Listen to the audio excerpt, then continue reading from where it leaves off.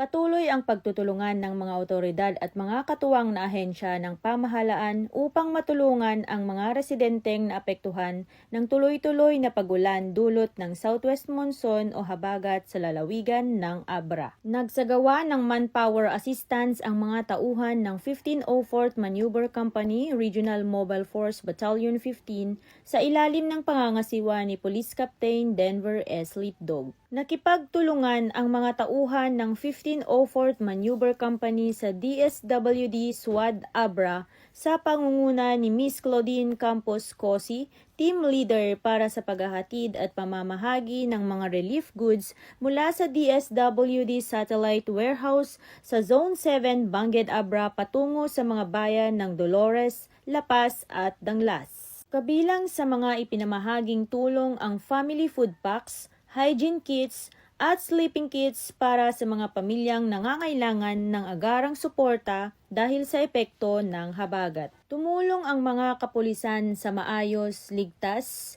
pagbiyahe at distribusyon ng mga relief assistance upang masiguro na agad itong makakarating sa mga apektadong komunidad. Sa panahon ng kalamidad, patuloy na ipinapakita ng Regional Mobile Force Battalion 15 ang kahalagahan ng bayanihan at pakikipagtulungan sa iba't ibang ahensya ng pamahalaan. Mula dito sa Casamata Hill, Bangged Abra, ako po ang inyong PNN correspondent, Patrolwoman Sheena Marie Santos, alagad ng batas, tagataguyod ng balitang pulis, bagong PNP para sa bagong Pilipinas, serbisyong mabilis, tapat at nararamdaman.